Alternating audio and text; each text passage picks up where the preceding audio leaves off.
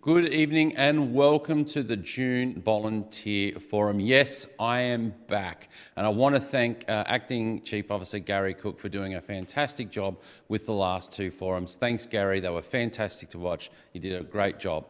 Tonight, as always, is going to be really full of a lot of information and some really good discussion points with many of our members from right across District 2. We're coming to you tonight from Eaglehawk Fire Station, or as the locals like to call it, the Borough. As always, we'd like to start off by acknowledging the traditional lands to which we broadcast to you tonight from, the Dja Dja Wurrung people, and I pay my respects to their elders, past and present. As always, the chat is on, our senior members and leadership are online, waiting to see your questions and answer anything that you might have, as well as putting through comments and the like that the panel can address throughout tonight's show. Speaking of, let's have a look to see what's coming up on tonight's forum.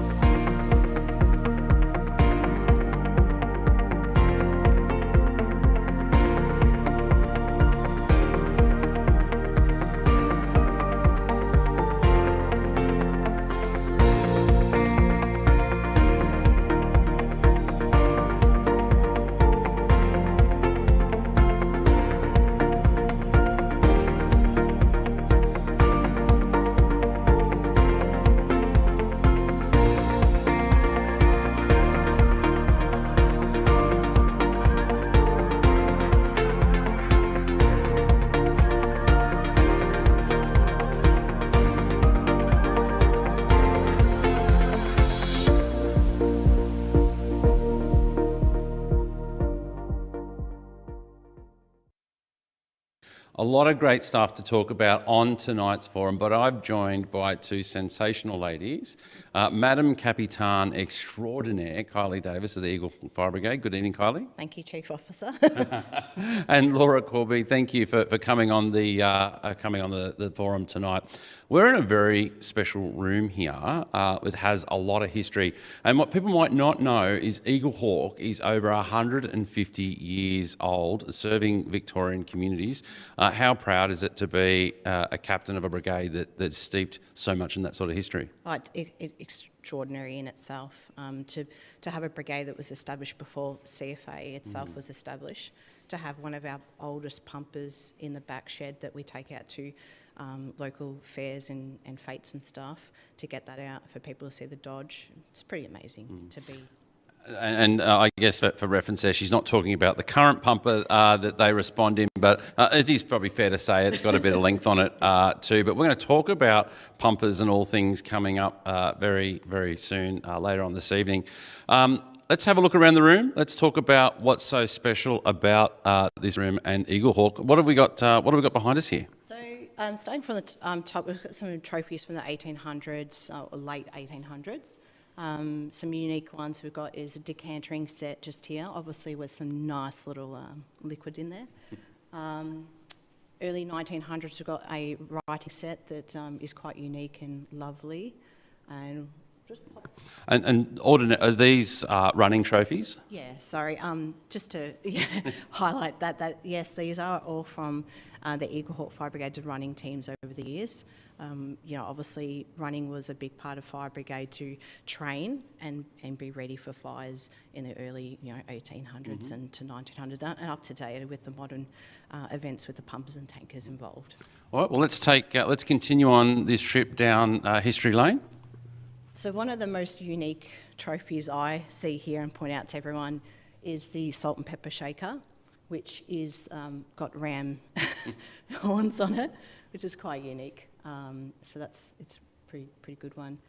I can imagine what it must have been like for the running team to be successful, taking out the competition on the weekend, and then to be presented, a ram's horns that have been and silver made into salt and pepper shakers. Quite very unique, very Australian. Yeah, very, very, and that's just in the early 1900s there. So we'll keep whizzing around. We've just got a couple urns and stuff up there, and you're moving into more traditional trophies now, with platters and so forth as well.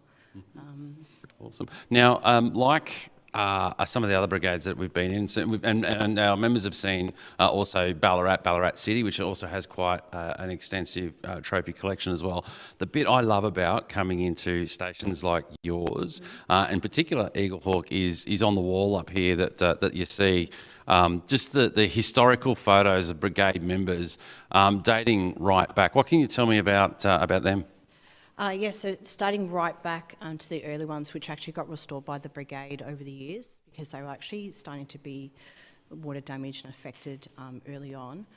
So they go right back to, I think the first one was early 1900s. And the change in the size is actually significant as well. So the centenarian for Eaglehawk is that one in the middle, which is usually out of the picture yearly take. Then we go to the 125 and the 150th, which was just done a couple of years ago. So the size represents significant parts of Eaglehawk as a community with the history, or the fire brigade. It's where can you go? I think there's only 5 or 6 brigades across the state that have such a unique, history available. We're actually in the motor room where the horse. I was just about to ask, like, are we where the original horse and carts, were? So there's some pulleys up just above your head. They used to drop down to where the harness would be for Jack, who was the last horse we had here. He knew it was time to go when that got lowered, and as soon as the doors on the shed were open, he was gone. So if it wasn't ready, the horse was gone before the cart. I wonder how many times have we seen firefighters running with the cart after the horse to the fire.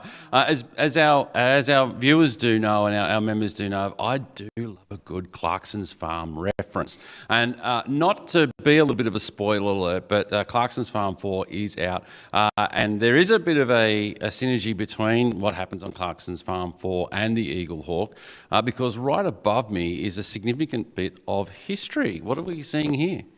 Yeah, so that's one of our reels that the brigade ran with over the years. It was just recently done up in the last probably 10 years to be placed on the ceiling here from the rafters. It was used for the C-class to train with. I ran C-class for a little while. And when it started to get a bit rickety, as we all know with the old timber reels, they start to get a bit wobbly. Eaglehawk would put it into our local lake here, and it would swell back up and then be pulled back out and then put back on the track. So deliberately take it down to the lake, Yep. put the cart in the lake, Yep. to let the wood swell. Yep. And then it would be all swelled again, just like you would do for your picks, your pickaxe and stuff like that. So yeah, it's pretty unique, and it's beautiful to come in here and see something that usually would be out the back somewhere, collecting dust, maintained and put up for history. Mm-hmm. So we've gone through a pretty rapid trip through history. Let's talk a little bit about the modern day. Eaglehawk of today, what sort of equipment have you got? What's the brigade area like? The calls, that sort of stuff. Yeah, so we're at the moment running around, I think it's about 230 calls this year, which is fairly busy for us. Back 5-6 years ago when I started as a captain, we were just touching around the 190, 180 call. Mm-hmm. So we've significantly increased our calls. They range from last night, there was a cat on the roof, that old call that you get. So they didn't find the cat, but hopefully it's still okay. We do have, one of the, as you touched on, an older pumper at the moment, and we're waiting for a new one to arrive, hopefully any day. No.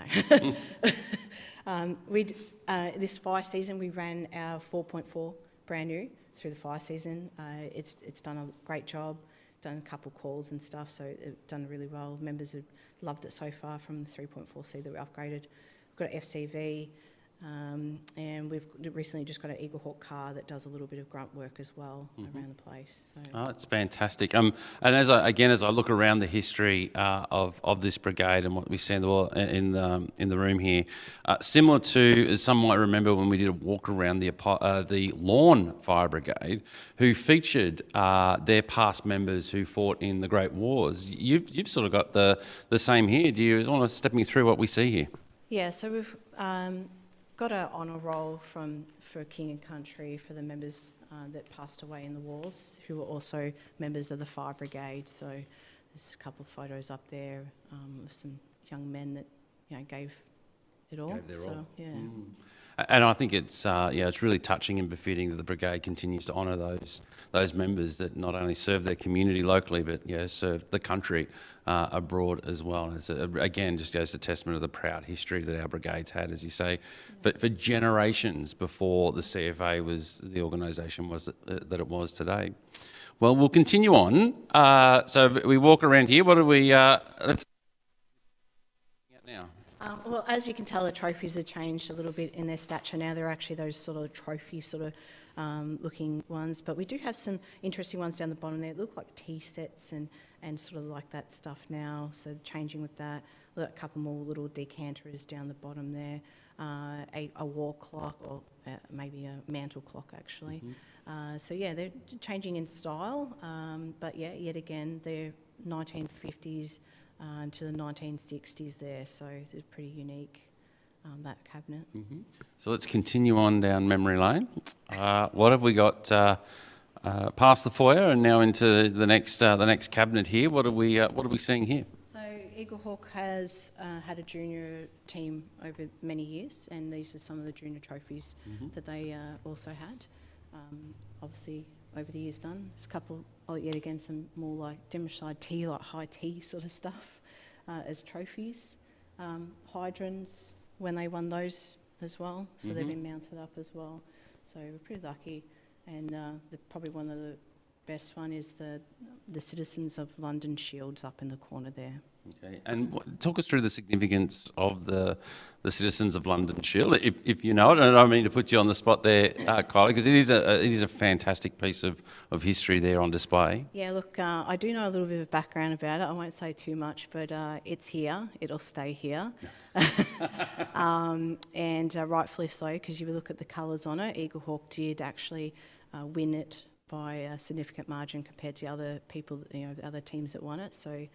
But it is something that you can't, replicate, you can't get. So it's one of our prestige ones to be here. So I'm sensing, a little bit like, competing AFL teams who won the grand final of the last kick back in 1946 or whatever it is. Am I sensing there's a bit of conjecture about who actually won that, or? Yeah, I got told a story just before. Actually, I did a bit of a quick research, like you do.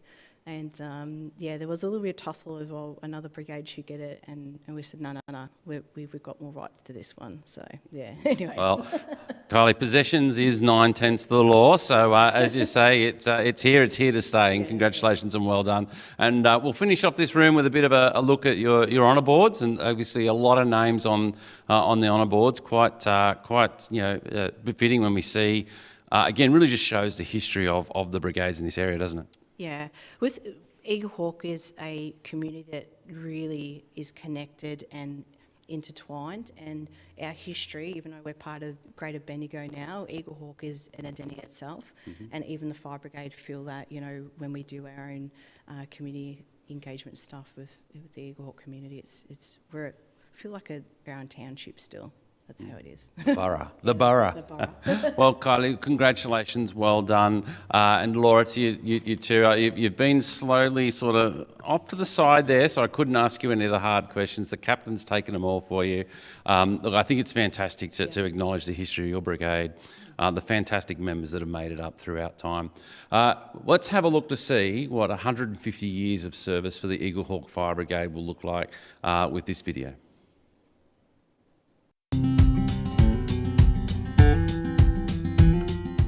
My name's Kylie. I'm the captain of Eaglehawk Fire Brigade.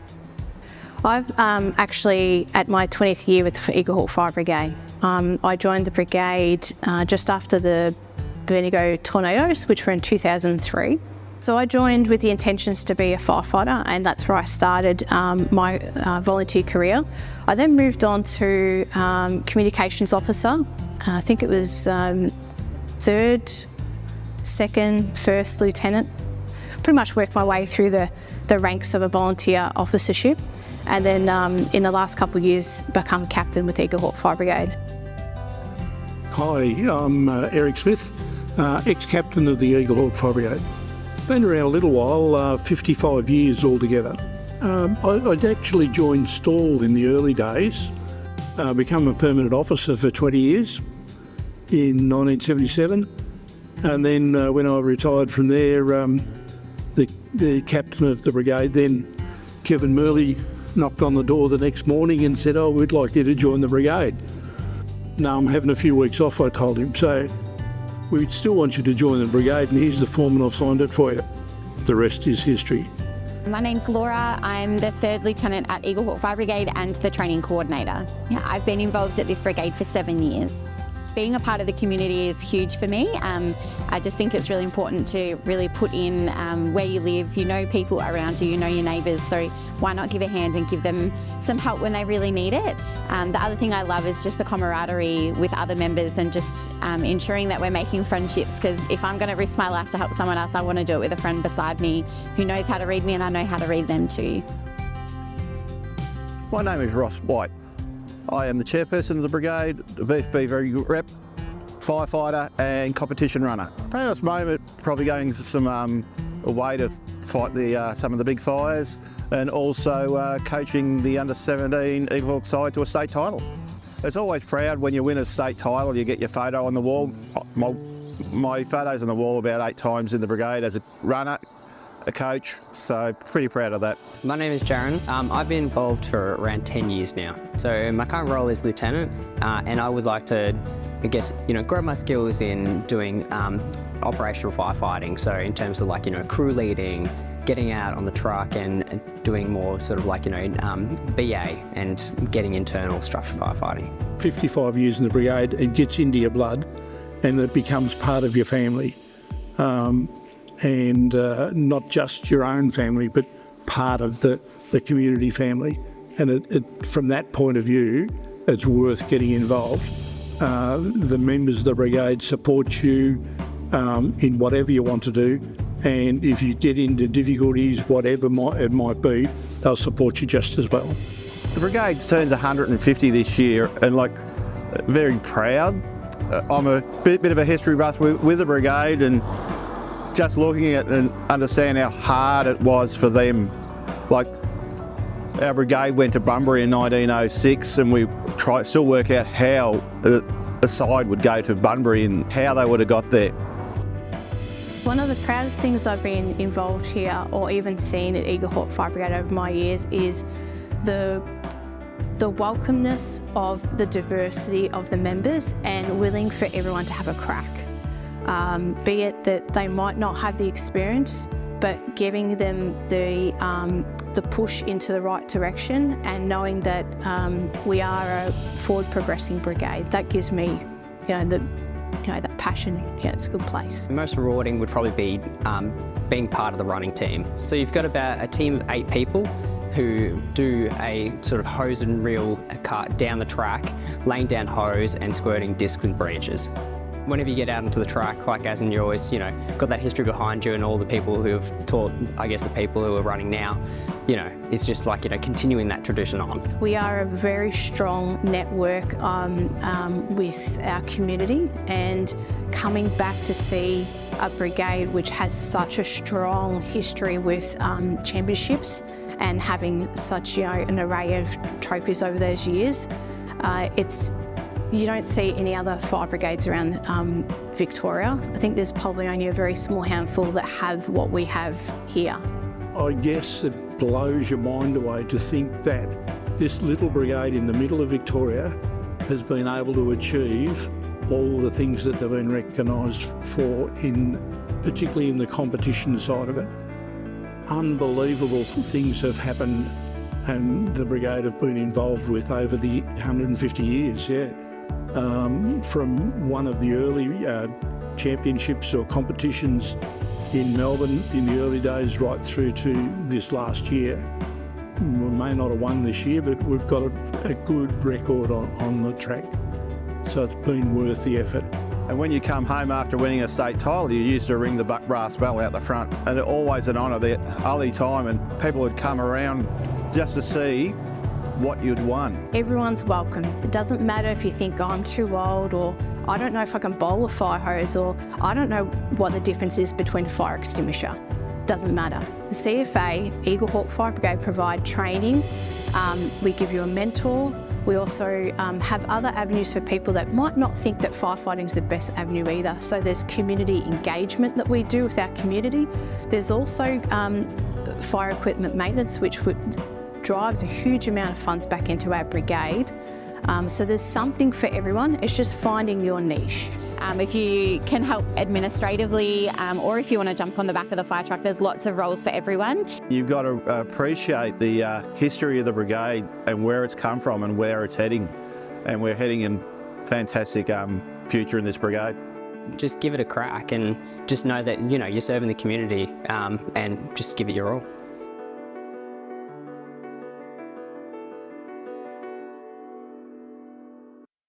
Well, what a fantastic video and information of 150 years of the Eaglehawk Fire Brigade, and every member of Eaglehawk should be very proud of the history of their brigade and the service to community.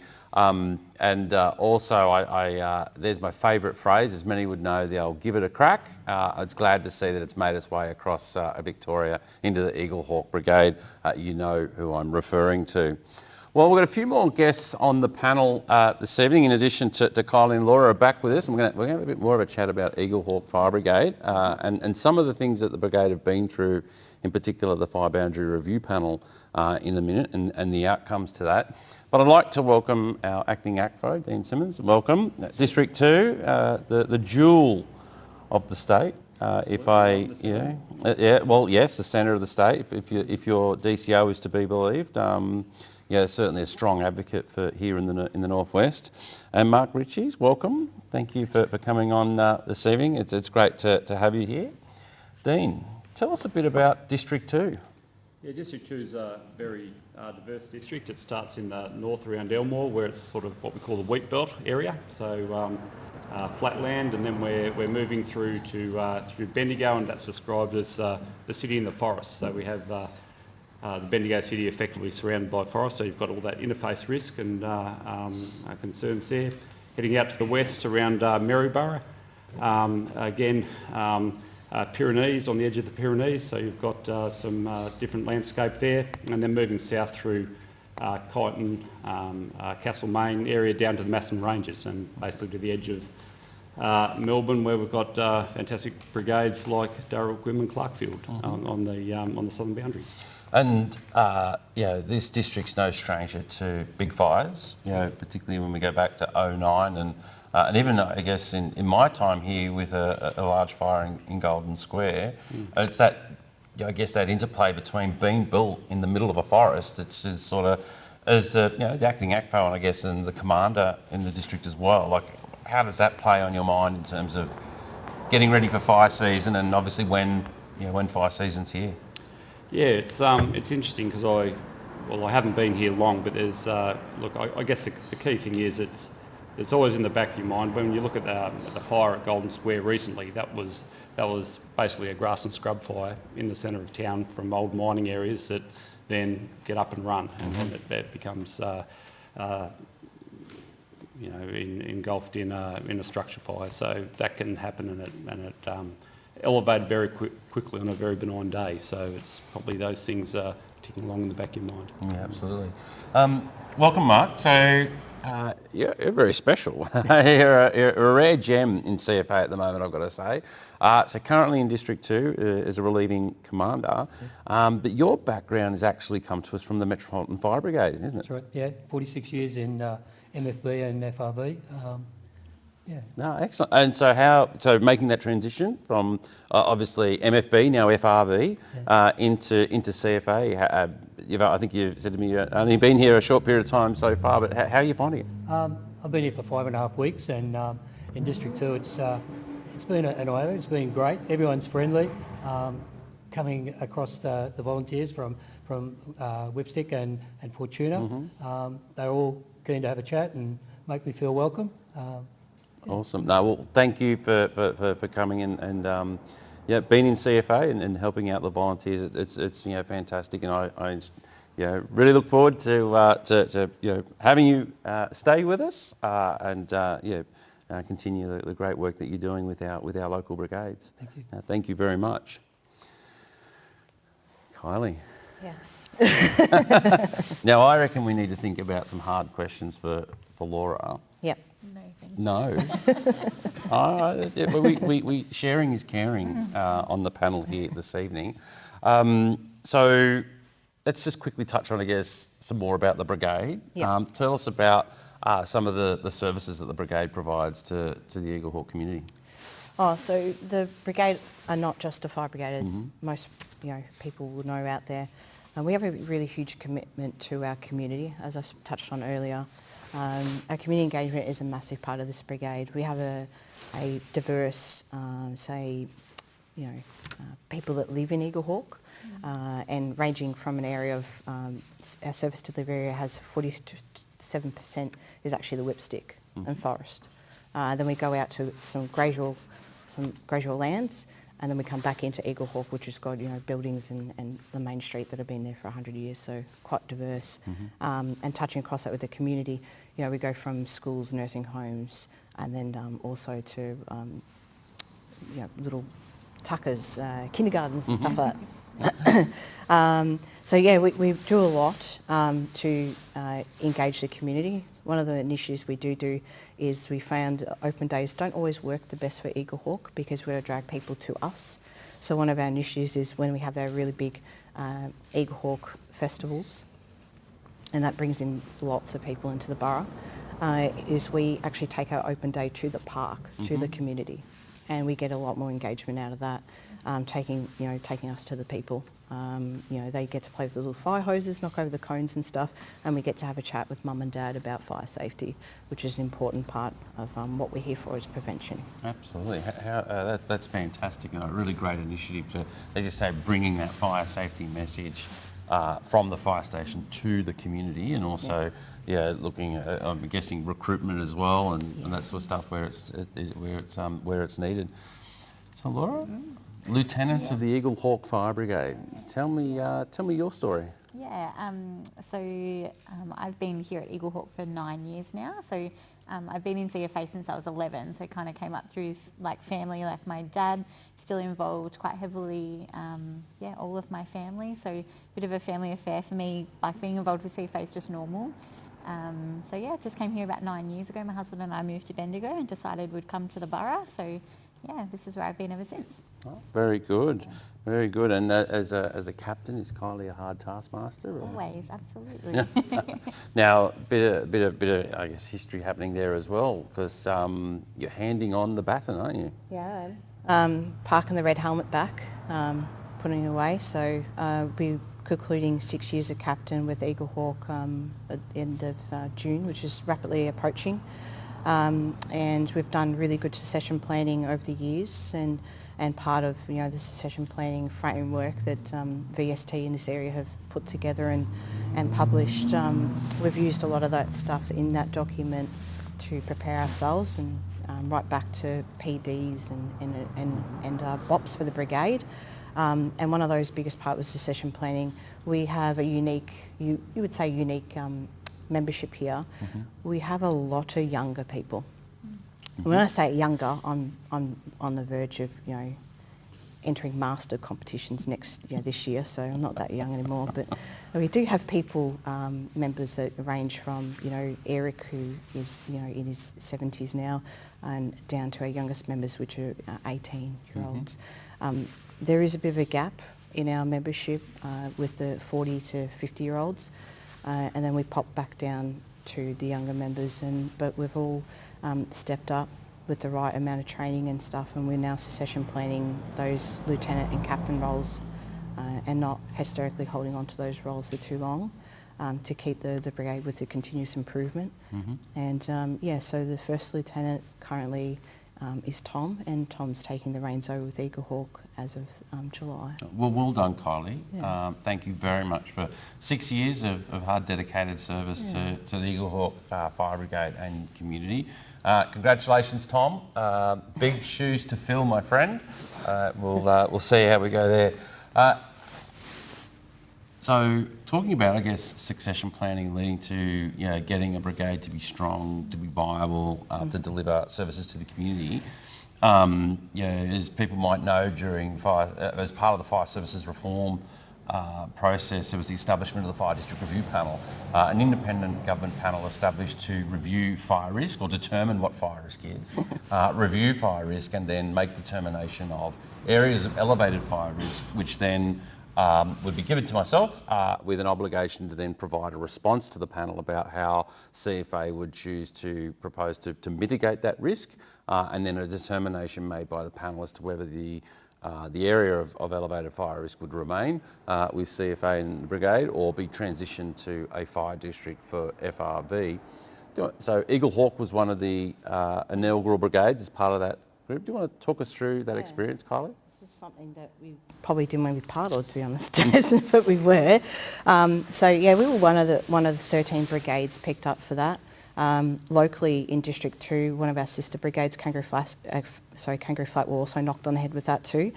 Look, the process took 2 years. It wasn't easy. As we all heard, a lot of feedback was that some of the stuff that they used, we were scratching our heads with. Some of the things to look forward to is the framework's done now. So the stuff that all the brigades put together in the hard yards, it's not going to just be parked and thrown away. It'll be used for future, when they do some more of this stuff. The biggest thing that I had to remind myself and, remind members, particularly if we're feeling a little bit apprehensive with the situation and a little bit down in the dumps, is focus on the bread and butter. And the bread and butter for CFA is protecting life and property. So if we keep doing that and we keep doing what we're volunteering here to be for, everything else will just fall in place. Because it was the inaugural cycle, had never been done before, didn't quite know how it would look and what it would look like, or even what the response might look like. I think I may have said it a couple of times to the brigades, it was akin to building the plane whilst flying it. I am very appreciative of the effort that was put in by brigades like Eaglehawk and the other brigades that were subject to the review, the district VST personnel, the regional VST personnel, our state teams, in order to pull that together. And I guess it was important throughout the process. The then Minister for Emergency Services, Jacqueline Symes, really gave commitment to keeping brigades informed and being part of that. And I think we went into Spring Street to meet with the Minister. What was that process like? Look, it was nice to be able to sit down with the Minister at that time when we had already submitted the final documentation and get a little bit of feedback and actually have the chance to talk to her at that time. It was actually fantastic. Come away from that feeling a little bit at ease. There were some conversations held in that meeting that you just felt a little bit more comfortable with everything that had happened. Because there really was, I think it is fair to say, there was a high degree of anxiety around it, wasn't it? And I think it was because it was largely that unknown, and I think the attitude and the professionalism of the brigades that were part of that process and how they come together in helping me put together my response to the panel, really is commendable for all the brigade members involved.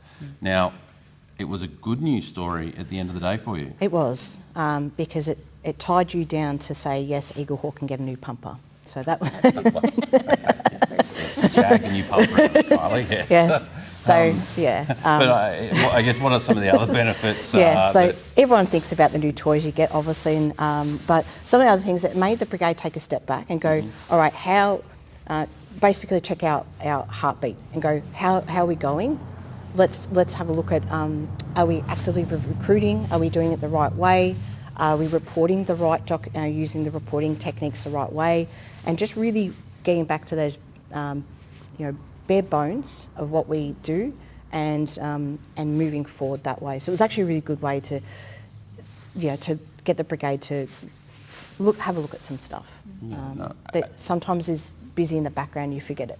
Yeah, and I think it was, whilst not taking away the stress and anxiety of the process caused, I think, as you say, it was an opportunity to give the brigade a bit of a shot in the arm to get back to basics, refocus on fire service delivery, operations, and retuning.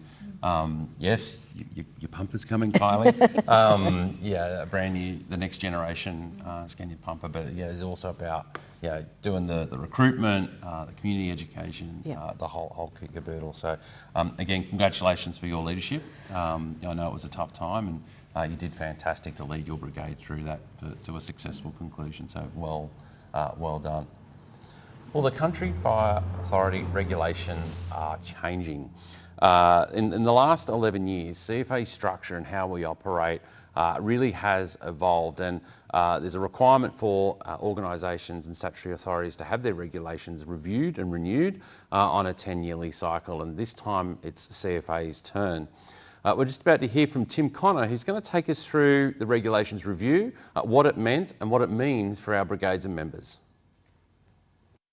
The framework CFA operates under, the CFA regulations, are changing, and new arrangements are being finalised by the Minister for Emergency Services.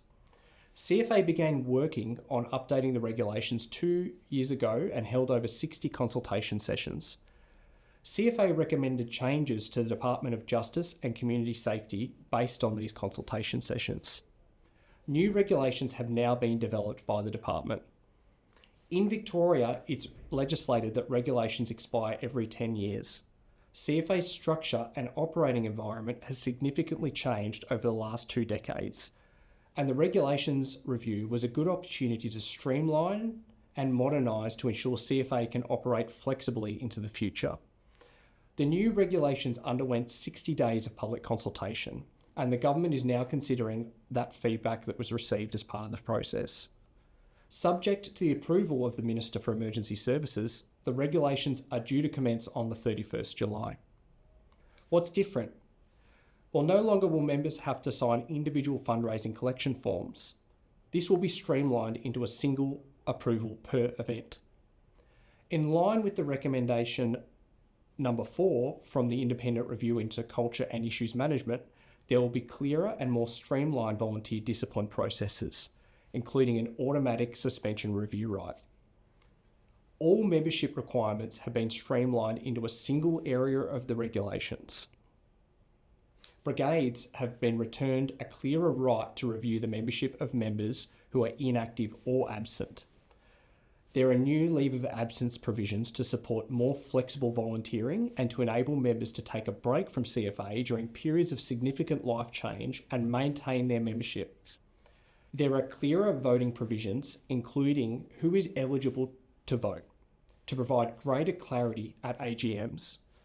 It has been made clearer what being present at a meeting means to enable members to take greater advantage of hybrid and online meetings to increase quorums. There has also been consistent feedback from members that they want guidance to ensure they understand processes and are able to follow them. To accommodate this feedback, several new SOPs are being developed. These will be issued on a 12-month basis to enable consultation to occur. These SOPs will be published once the regulations are finalised. At the same time, CFA will release a number of updates to CFA's doctrine framework, including the previously consulted updated processes to make it easier for brigades and groups to manage and develop their own local procedures. The regulations are still being finalised and more information will become available over the coming month, including dates for drop-in information sessions. Back to you, Chief. Thanks, Tim, for that comprehensive overview of what the new proposed regulations will mean for our brigades, our districts and our members. And just watching that, Kylie, I must admit I did hear you say, that's good, that's good. What, what's your initial thoughts? Oh, it's always good to have a review at any, particularly legislation-wise, because it takes such a long time to consult and get that through. But some things puts the powers back up to the brigade level, where traditionally at the moment we've got to wait for ACFO and Commander and then even up to yourself for decisions. So it lightens the workload for you guys, but also brings it back to the brigade and we get those answers done straight away with due diligence, obviously. Yeah, absolutely. Dean, I guess your thoughts initially? Yeah, I think review of roles and that sort of stuff, and particularly in relation to inactive members, and just a streamlined process. So if people have left the area or no longer want to be active and we've lost contact, there's just a better process of being able to administer that.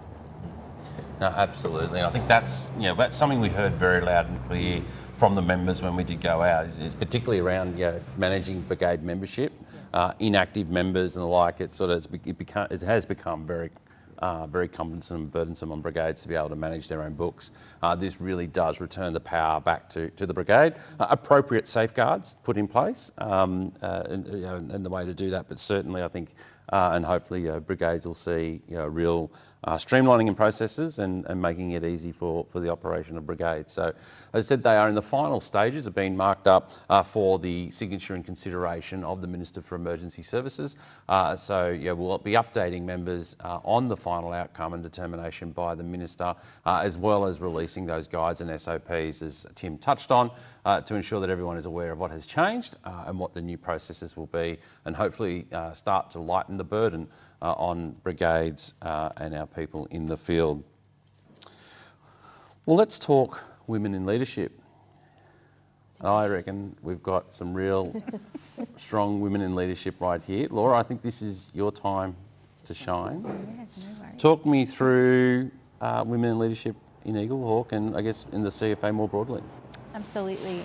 So when Kylie first asked me if I'd like to talk about this, it's probably not really my thing, but that's okay. So for me, since I started in CFA, I've been really grateful to have a great amount of leaders around me, both male and female. But I'm conscious that not everyone has the opportunity to have great people like that around them. So for me, when I first came into Eaglehawk, a lot of encouragement to step up, do some things I haven't done before. So that's, I just had to step out of my comfort zone. So coming in, this is where I first held an officer role. Coming in, I've done 4th and 3rd and now in 2nd Lieutenant now. So I've done some training stuff. I've also done some secretary side of things as well, and now stepped into building and assets role. So done a lot of things in that space in the brigade level. A couple of years ago, I was fortunate enough to be a mentor in the Women in Leadership program. So it was the first one. So Kylie and I both did that, and it was really great. I wasn't sure what to expect. I originally got a phone call from my dad saying, you'd be great at this. And I was like, oh, maybe. But after I applied for it, I was lucky enough to be paired with someone that was really, really great. We learnt a lot of things about each other and led really well together. It was really nice to be able to be paired with someone who had some goals, and I just got to kind of stand on the sidelines and cheer her along as she achieved some great things. She's now captain of her brigade, so being able to be a part of that process is really great. Mm-hmm. So I guess part of these sort of things, as people know, I don't duck the tough issues, so to speak. Let's have a frank and open conversation here. How hard is it to be a female leader in CFA? It's not hard. No? No. So when I first joined, it was, I worked in a lot of male-dominated industries, and if you be who you are, and you do what you do, you don't fluff around and stuff, and people will respect you straight away, and you can do great things. Mm-hmm. No? Yeah. Mm-hmm. I think the biggest thing that I've had to learn is that I don't have to be like anyone else. I don't have to be like the other women or the other men around me. I can be myself, have my own personality, and I can still lead with who I am as a person. I don't have to change who I am. And like I mentioned before, I've been lucky enough to be surrounded by people who pull that gold out of me. So now I feel like it's my turn to do that for other people too. And that's just what I try and do as being a leader. But you don't have to have a role. You don't have to be voted in to be a leader. You can be a leader without those things. So I think that's been really critical in my journey in that space too. Absolutely. So be who you are, be genuine. Fantastic advice to anyone out there. So if there are young women in CFA, or any women of any age, to be perfectly honest, who are thinking about maybe wanting to step into that leadership role, or perhaps finding themselves being thrust in it by virtue of membership numbers or anything like that, where's the best place in CFA that you two have found to go and find out things, learn, get some advice, vent, or the like? So I think one of the biggest resources that I have found is the volunteer sustainability team within CFA. It's got some great staff in there that are really passionate about seeing people grow in whatever capacity that is. And I think I've had a few key people in that space that have really encouraged me, shown me how to do things really well. So that's probably my biggest, and that's where I've learnt a lot of things. Stuff obviously on Brigades Online, but having people that you can talk to, get advice from, how could I do this, how do I tackle this, that kind of thing. I think having those people to bounce off is really important.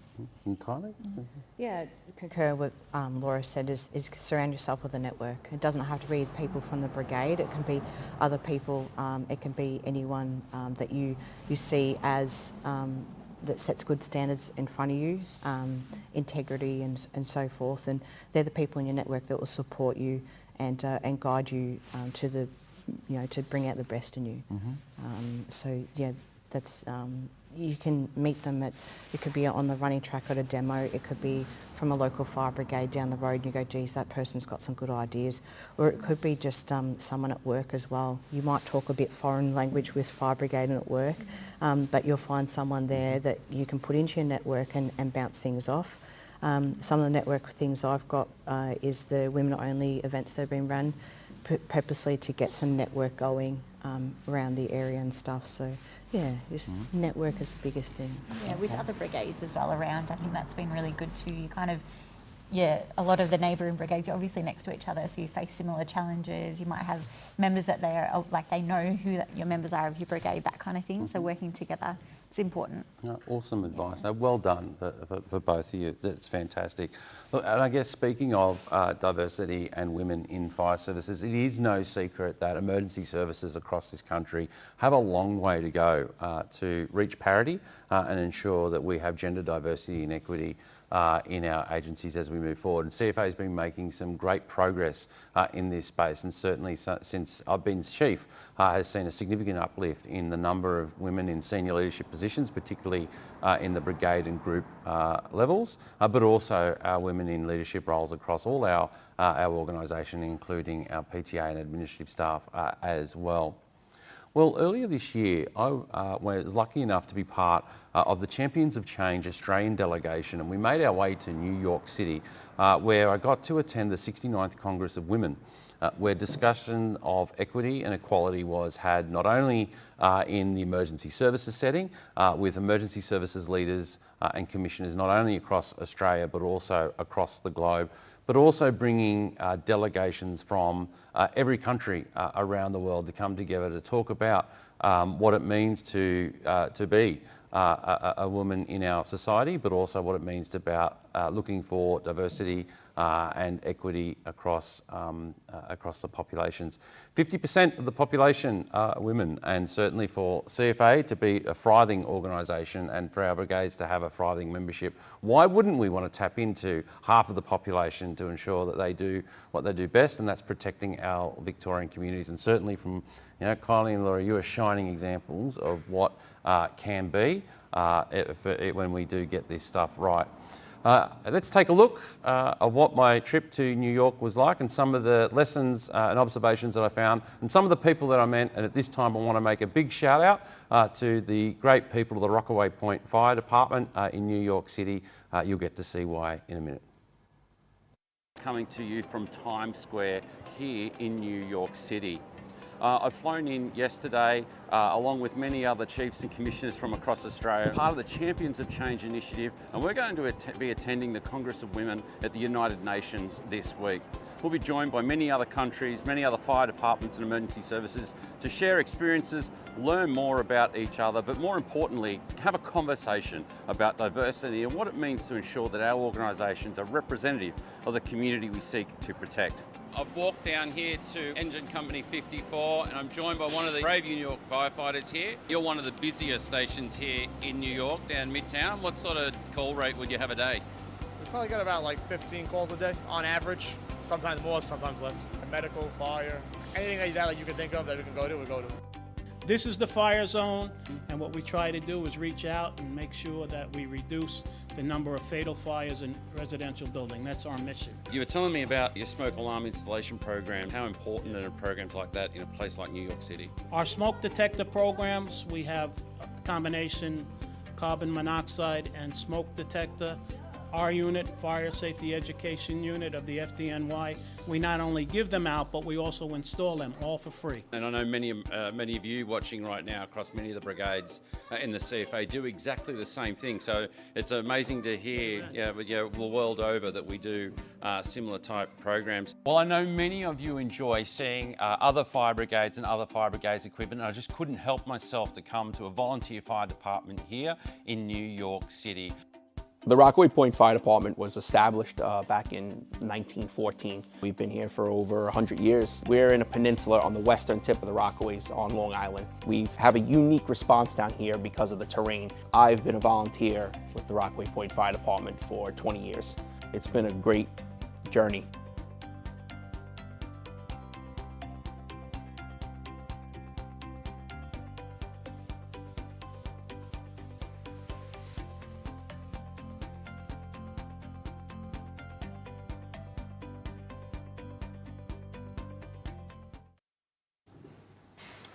Well, again, a big shout out to Chief Chris Morton for the Rockaway Point Volunteer Fire Department, and also a shout out to Chief Esposito of the Fire Department of New York, who I also got to spend a lot of time with, as well as visiting the FDNY Training Academy and the stations of Manhattan.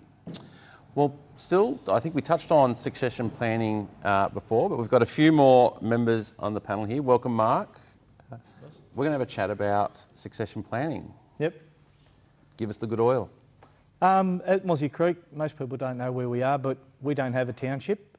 We just are on the banks of Lake Eaglehawk. And over my 40 years, things have disappeared. So the local pub that we had folded and it's been pulled down. The boat sheds are the same. So things have leaned off very much. I stepped in as captain when minimum skills came in, and we were down to a handful of members. We had enough to make the lieutenant's roles, but that was about it. We had a couple other members, but there was a lot of pushback into minimum skills and the like. So we went about rebuilding, which we did, and just part of that has just evolved to where part of my style is that I try and grow everyone into my position, and that we've rolled around. So captains have only lasted probably 4 years to 6 years. I've just stepped back in as captain again for the second time, but it's just the same. Everyone moves around, and what we do is we keep interest in the brigade with the new feel, and everyone putting their own little touch on it. So it's not stale. We're not there 28 years doing it because we did it yesterday. People come in, change, and come along. So, and we just keep growing people in and bringing them along.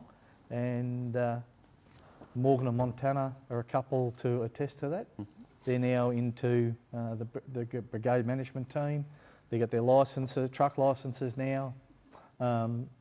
Montana's been and done on the strike team with me as a penciler. Really just starting to bring them along and hand the skills along. And hopefully I can retire soon.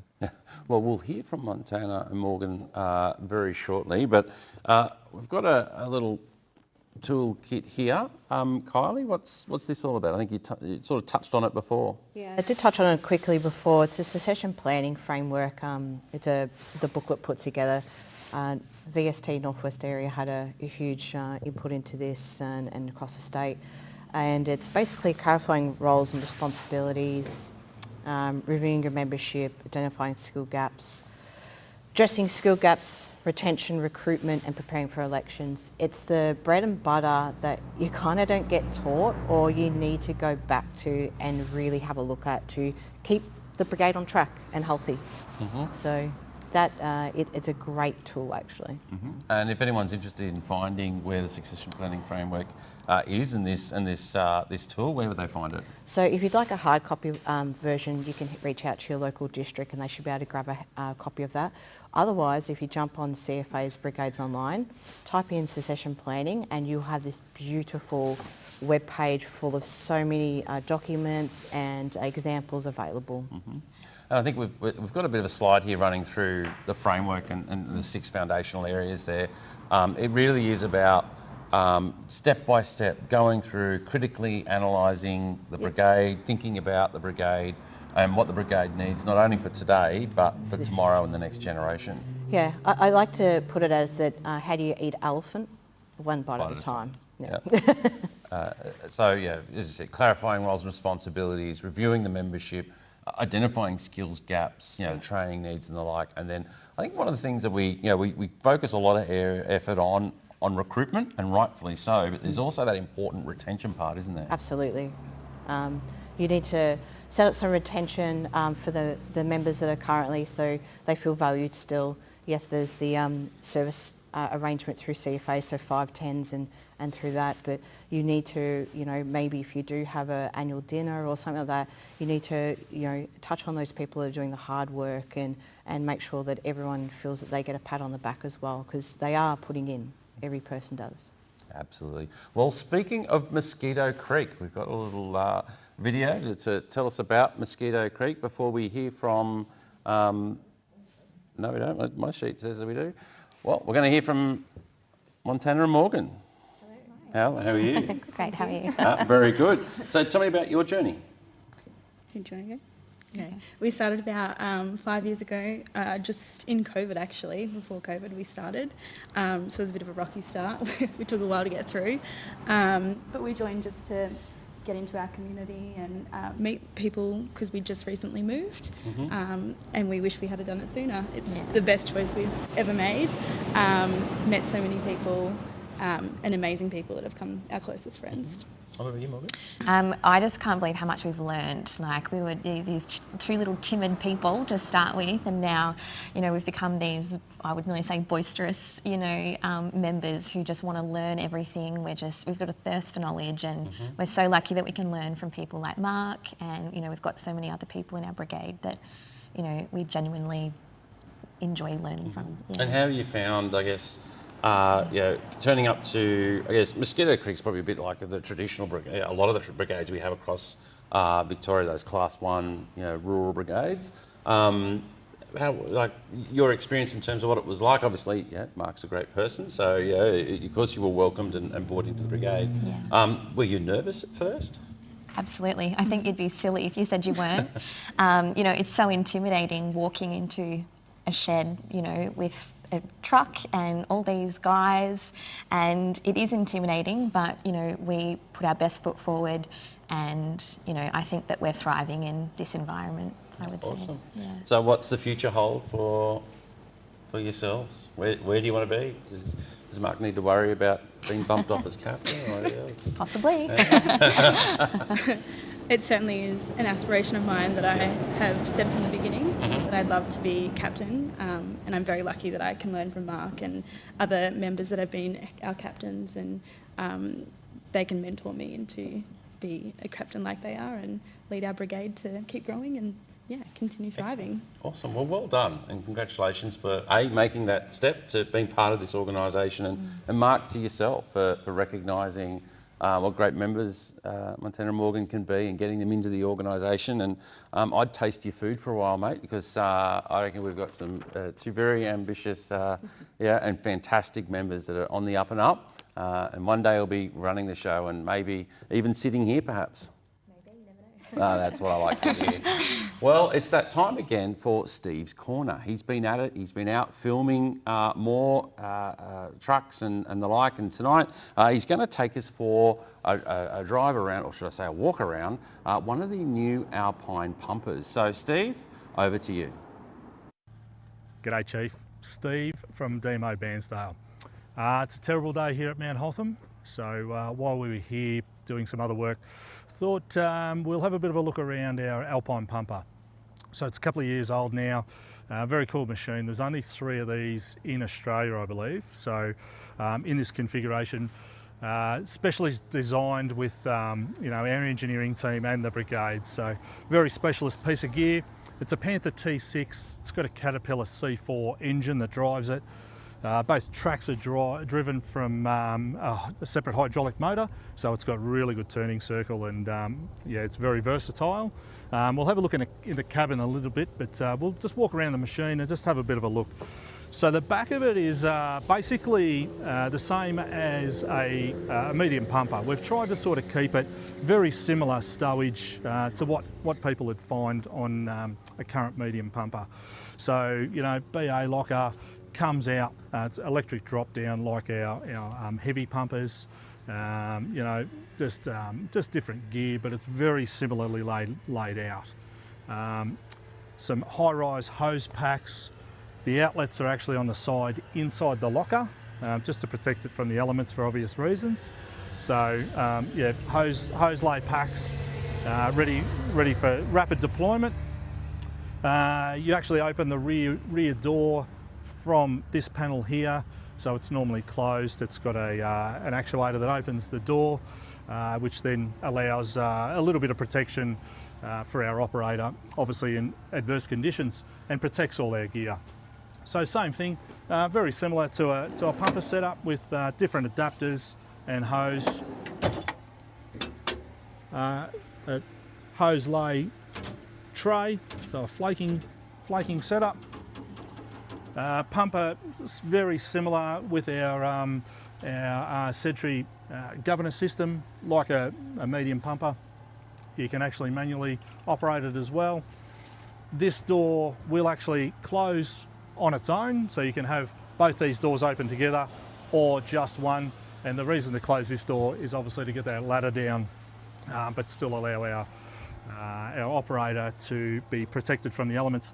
So it's got a 2,500 litre pump in it. It doesn't carry any water, so it does rely on pulling up and finding water at a hydrant.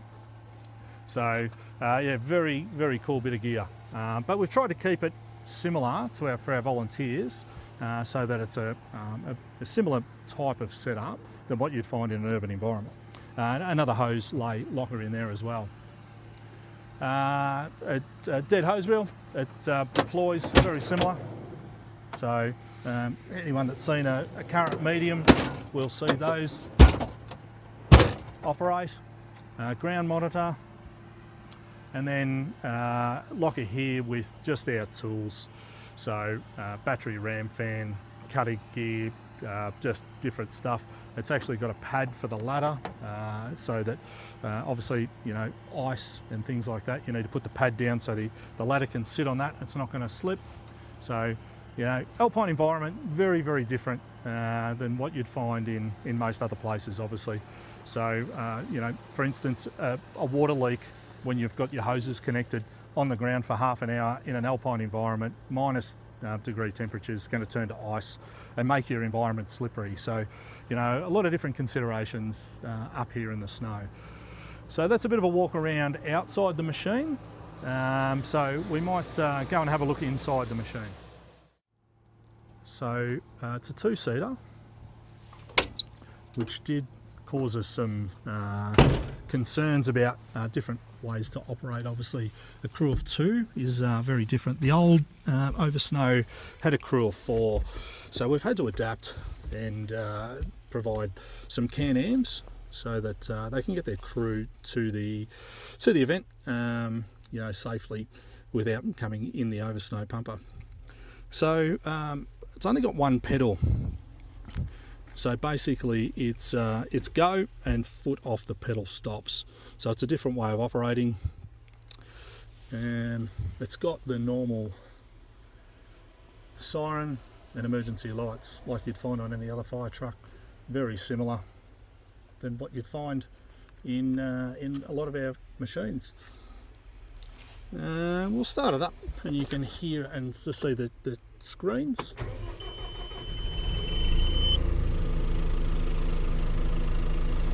So you've got cameras in the back. Dispatch 524. That's pretty much our dashboard. Gear lever, forward and back and reverse. And then the vehicle lights and wipers. So a very simple machine. It's fairly cosy in here. It's got a fairly big windscreen, so the visibility for the driver is very good.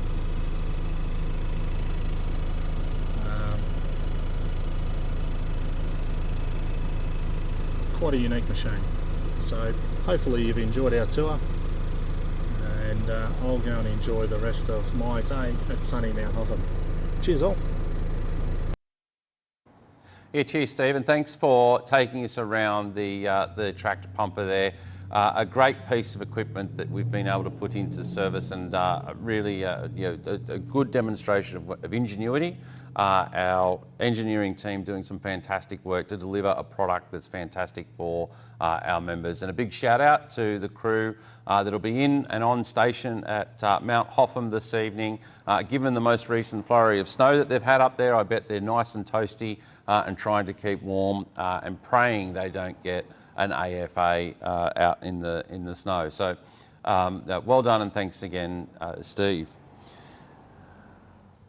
So we're back to the questions. Before we throw to the training video and hear from Rohan, I'm keen to understand and hear from you your experience, obviously coming into CFA, joining the Mosquito Creek Fire Brigade. Talk me through your GFF training journey. Well, as I said earlier, we joined during COVID, so it was a very tricky time for us to navigate. We started off doing our GFF here in District 2. That proved to be very difficult. So we had the opportunity to go down to District 22 and do our GFF there with Tony Cicluna. And we learned the most amazing things, as I think we would have here as well, but just a totally different wealth of knowledge down there that we're so fortunate that we got to do. And how did you find the program? It was scary because it's a lot of things that you're not sure of, stepping into CFA, and there's a lot of learning that you just have to have courage over comfort and just take that leap and just have a go. And I feel like that was our first stepping stone to getting used to making connections with other people who aren't in our brigade area, and I think it set us up really well for life and for our journey for CFA as well. Awesome. So what's the next training program you're looking to do? I'd sort of like to do a bit more driving courses. I do love driving, but I think crew leader and going down that sort of path is where we'd like to go and like to head. I think it's a need that we have younger members doing those sort of courses. So, yeah. What about you, Morgan? Yeah, very similar to Montanna, and hopefully in the near future we might be able to have some BA at our brigade. I feel like there's a big need for that as well. So yeah, lots of learning on the horizon for everyone at Mosquito Creek, I think. Excellent. Well, I think, Mark, there's a shining example of succession planning and how you can make it work, and some staunch advocates for your brigade. What's your thoughts to that? Yeah, one of the things I believe in is if we have too much structure, you lose people, and if you don't have enough structure, you lose people. It's trying to find that fine line that's between the two. I believe the training, because we're a little rural brigade, training should be about what we turn out to 80% of the time, and we do that and do it well, and then we can go out from there to the rarer type turnouts we have. But hone those skills So if we get a call at 2 o'clock in the morning, everyone's confident and competent to do it, that we don't have to rely on too many. It doesn't matter who you are in the brigade. We sort of don't run a hierarchy in as much. I'm there if something goes wrong, but everyone feels valued and part of the team, and they all feel comfortable enough to speak up or ask up or suggest things any Sunday morning or any time. It's all about having a bit of fun and doing the firefight and the car accidents on the side and looking after ourselves. Oh, well, thanks, Mark, and thanks, Morgan, and thanks, Montanna, for sharing your story. I think it's quite insightful. I'm sure there's many people out there watching tonight seeing what you've done and the courage and the steps that you've taken, and hopefully for those that are not in our organisation yet thinking, hey, you know what, I can do that too, because remember, you can't be what you can't see. And I think tonight there's some really shining lights and examples of how women can contribute to our great organisation and in fact lead our organisation. Well, speaking of training, it is that time again where DCO Rohan Luke will give us our monthly training update. Good evening, everyone, and thank you, Jason, for the introduction tonight. As we reach the end of the financial year, tonight's training update, I just want to give people a bit of an overview of some of the things that have been happening in training in the last 12 months. We keep talking about it being a big year, and it has been, and I might just list a few things that we've progressed in the last 12 months. The training pathway is well and truly underway, and we're now working towards delivering against the pathway. We've implemented a process for our LLN to ensure that our members are supported through their training journey for their educational standards. So there's a thing that we call the ESR, which is Establishing Support Requirements. Our new members get to do that through their GFF process, and it assists them in the delivery of training and understanding what their educational needs are as they progress through. We've developed a volunteer instructor availability tool which assists members, our instructors, nominating and trying to seek and align to courses that are being delivered to try and get the best utilisation of our volunteer instructors to fill the gaps where we have them and to help schedule for courses. We've introduced Flame and XVR, two simulation programs this year. Firstly, Flame, we've now got 10 kits out in the regions, 2 per region. And we're introducing Flame for both skills maintenance and we'll move to skills acquisition into the future. Our XVR kits moving towards delivering for sector commander courses as we roll those out. We've implemented a lot of policies and procedures and moved them from learning practice notes. So we've increased the level of importance and criteria around our policies and procedures that align to our training governance committee, to ensure that our training is under one umbrella and meets our organisational requirements. We've introduced 42 tablet kits to assist in digital learning across the state, and they're now starting to be utilised. We've rolled out a number of infrastructure improvements across the state, so we now have safe work at heights props at all of our campuses, with the exception of Banghome, which has an older prop. We've rolled out 10 additional driver training trucks to assist in training delivery across the state. And we're continuing to progress initiatives as we move into next year. Our LMS, we've made some changes and continue to improve on the upgrade that occurred over 12 months ago. And again, I accept there's been a number of challenges in that area, but it has been a huge amount of work to get that back on track. We've now formally recognised our volunteer trainers and assessors, and they're now known as volunteer instructors. And we've issued our instructors with blue helmets so they can be identified in the training ground and be able to work more effectively with our members in the training forums.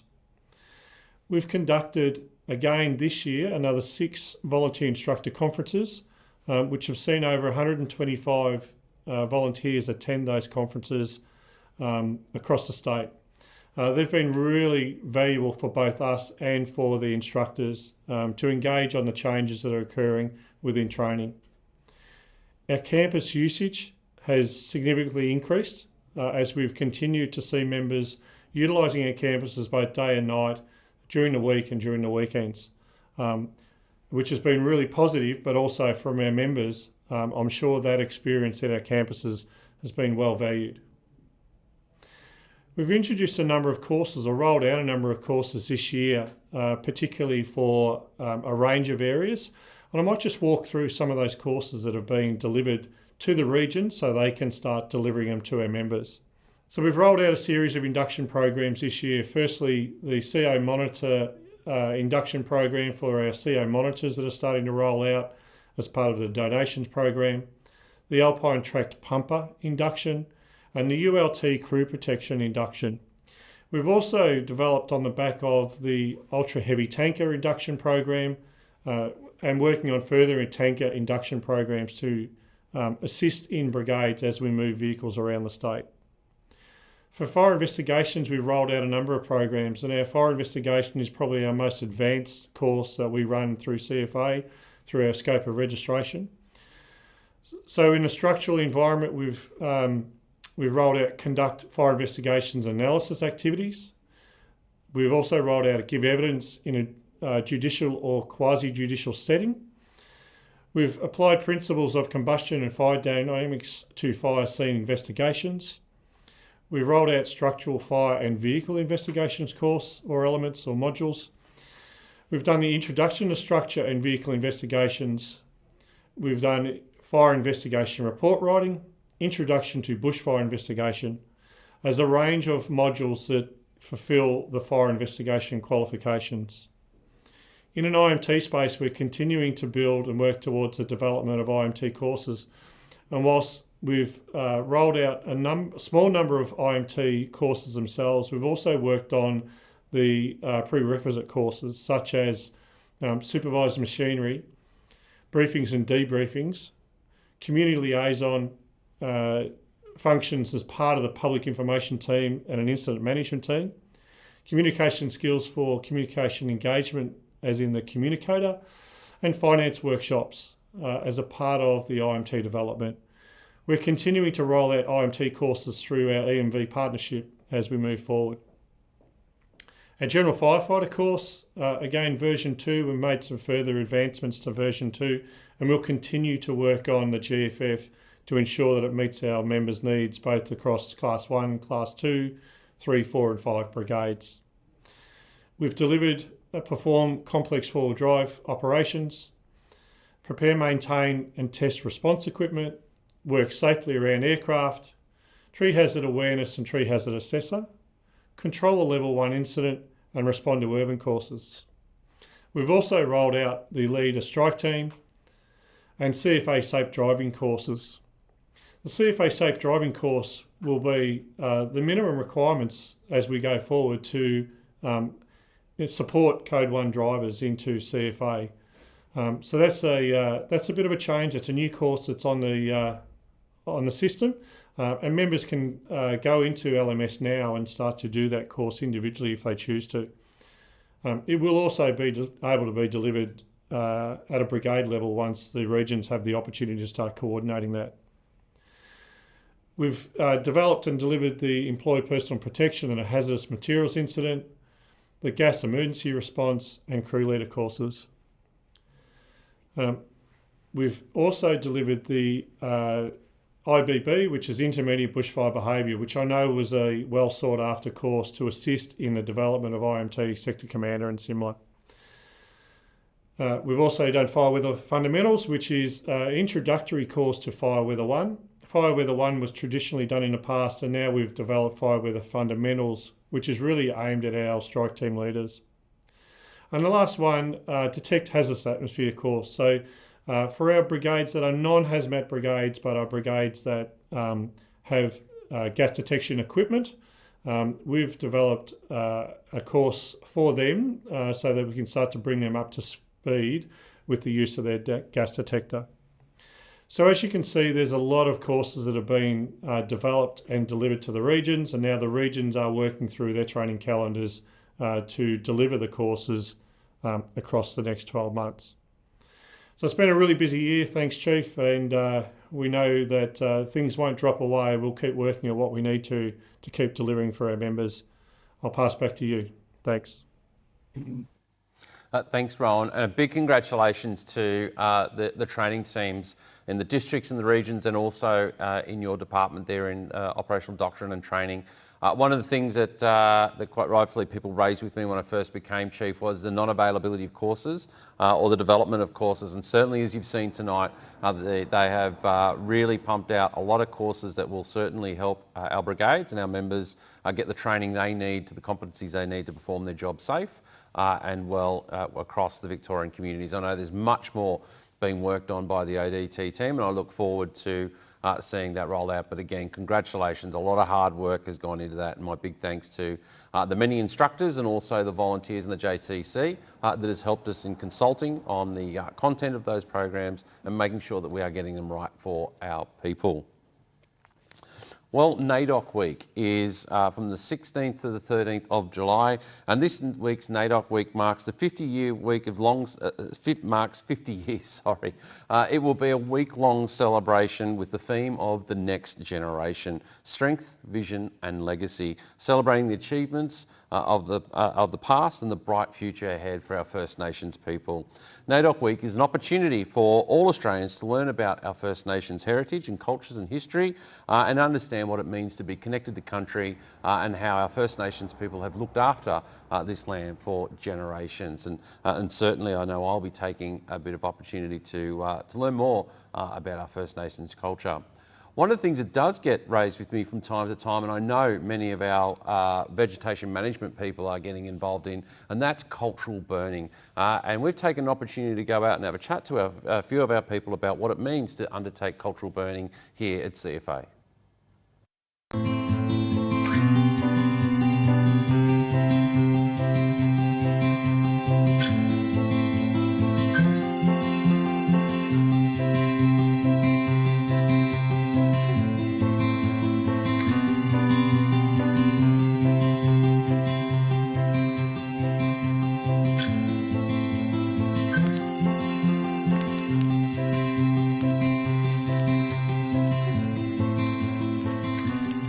So we had a cultural burn out at Ryan's Lagoon today.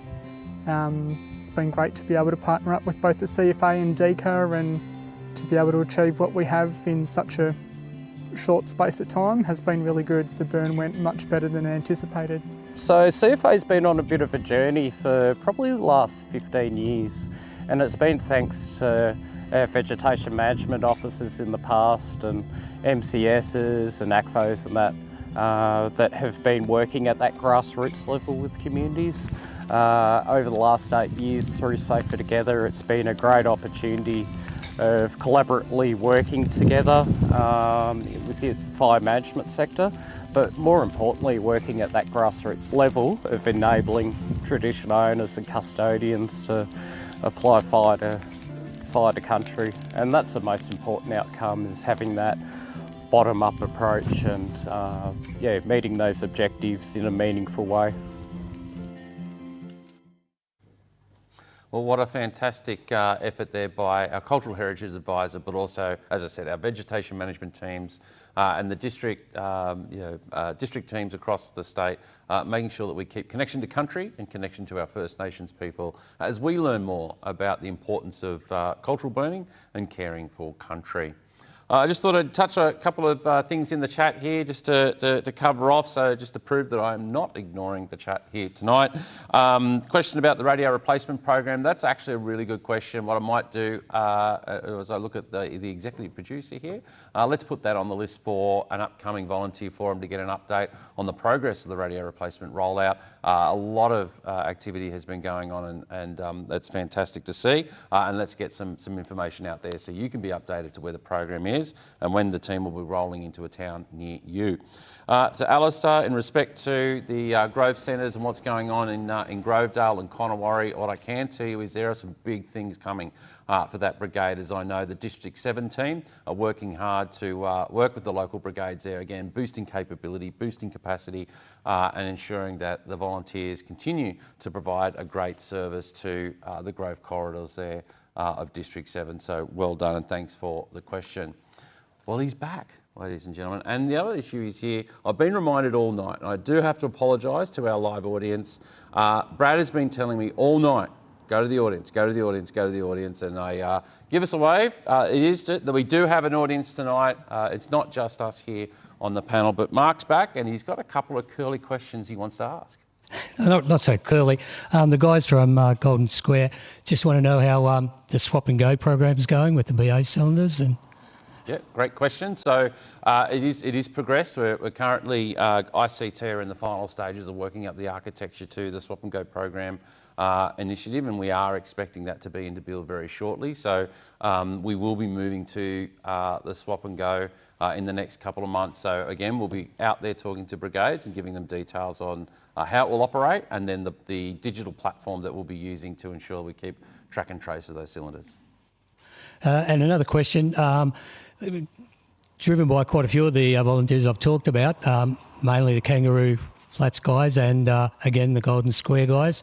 It's one to hit you right between the eyes. And it talks about uniforms, and these days with our increased decontamination procedures and gear going away, it's causing quite a bit of grief amongst the volunteers that they, once their structural gear's gone, they have to go to their wildfire gear, and they become quite anxious, and some of them are actually using less active members' uniform, and just want you to be aware of that. Yeah, mate. Certainly not an ideal situation. And again, a big shout out to James O'Brien. He's not in the audience here tonight, but Brian is, and I'm sure he'd be very happy to see his question asked here this evening. The crew at Golden Square and Kangaroo Flat do a fantastic job for the Bendigo community. So here's what we're doing. We have on hand a number of, quite a number of sets that have been inspected, clean, and are serviceable, that used to be worn by our career staff, that have been made available, and so we'll be getting access to them, and so that will allow us to give our active structural volunteers more sets of gear to allow them to be able to continue in that structural environment whilst their gear is off being laundered. The other thing that we are doing, we are aware, as many brigades have told us, that there's some of the issues around the laundering and the like. I do know that Paul Santamaria from Infrastructure Services is meeting with the company that does that for us, and we're having those conversations around timeliness and turnaround.